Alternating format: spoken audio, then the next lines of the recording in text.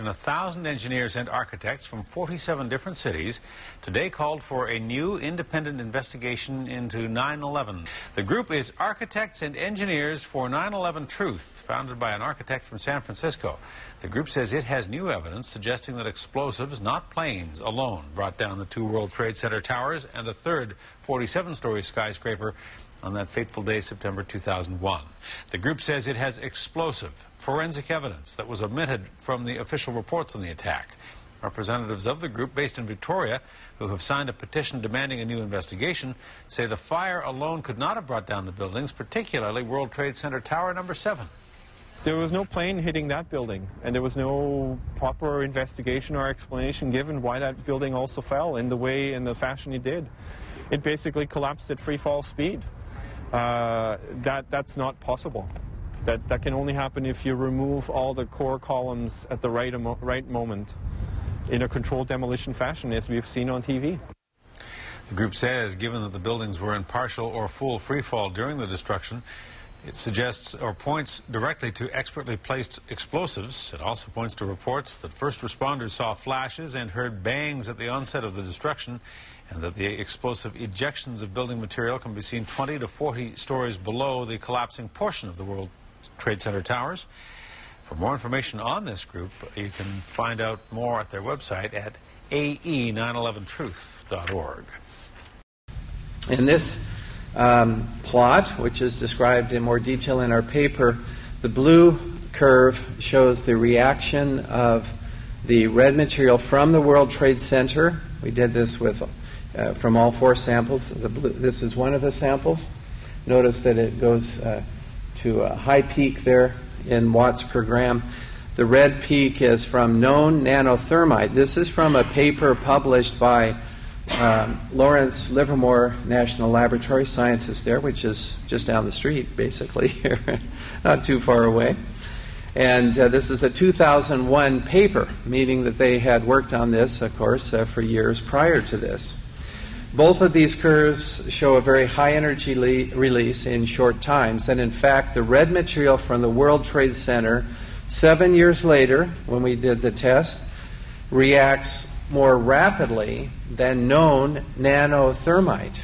It's a very remarkable stuff. In the words of my colleague, Dr. Fair, it blows up. And this is from the World Trade Center dust. Still blows up. Following the tests, these ignition tests in the DSC, we looked at the residue and we observed numerous iron-rich spheres, which Richard talked about, so prevalent in the dust. Now, these spheres were not present in the red material prior to ignition, but following ignition, they are present. This means, it doesn't just suggest, it means that there were very high temperatures present. And furthermore, we find iron oxide beforehand. I'll show you data on that in a moment. And we find elemental iron, that is, not enough oxygen to produce iron oxide after ignition. That means the iron is reduced in chemical terms, which means there was a thermite reaction. No other way to reduce the iron and produce these spheres from this material as we have observed and published in a peer-reviewed paper. I'm just confused about one thing, and one thing only. Why World Trade Center 7 went down in the first place. I'm very confused about that. I know what I heard. I heard explosions. Let's take a look at this building. It's pretty important. Now, this building wasn't hit by an airplane, so its manner of destruction is really quite interesting for us researching this.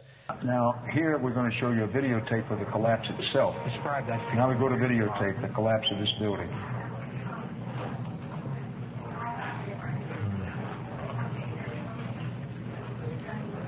It's amazing. Amazing, incredible, pick your word. For the 3rd time today, it's reminiscent of those pictures we've all seen too much on television before, when a building was deliberately destroyed by well-placed dynamite to knock it down. Let's bring it back up. A classic kink in the middle. We want to keep that building from damaging any other buildings. Well, I'm not quite convinced yet. Let's put a known controlled demolition on the right and Building 7 on the left. Is there any similarities? Is there enough similarity to warrant an investigation into the possible use of explosives?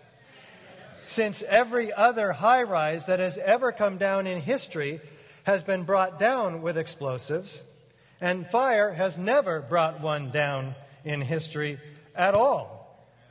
Listen for the explosion at the beginning of this video, the mysterious construction worker turning his head around and saying, "Did you hear that? Keep your eye on that building. It's coming down." Keep your eye on that building. It'll be coming down. The building is about to blow up. Move it back. All right, guys? Sorry.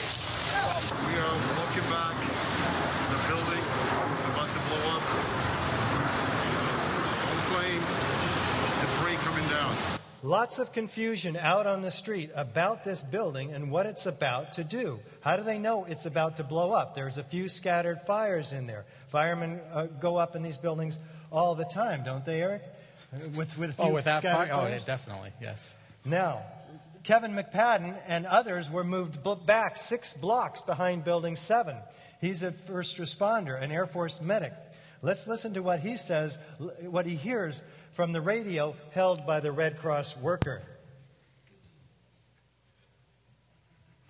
At the last few seconds, he took his hand off, and you heard 3, 2, 1. Do fires bring buildings down to countdowns? What's going on here? We know they used them in 1993 on the World Trade Center. We know Oklahoma City was brought down by explosives. So if we have all this history of it, we have the manual saying you should test over and over. What are the excuses? Why did they refuse to this day to test for it? Myth. There were no witnesses of explosions. Is that true? Let's listen to Barry Jennings. When we got to the 8th floor, I started walking to one side of the building. That side of the building was gone. The first explosion I heard when I was on the stairwell landing, when we made it down to the 6th floor. Then we made it back to the 8th floor. I heard some more explosions. What's the sound? Like a boom. Like an explosion. And more than one? Yes. We started walking down the stairs. We made it to the 8th floor. Big explosion. Blew us back into the 8th floor. When we get outside, a police officer comes to me and says, "You have to run. We have more information of bombs, so you have to run." Now, he was the emergency coordinator for the New York Housing Authority, or New York Office of Emergency Management. So they said there were no witnesses. That's their excuse for not testing. Well, here we have one, and we're going to see more. This is an NYPD officer.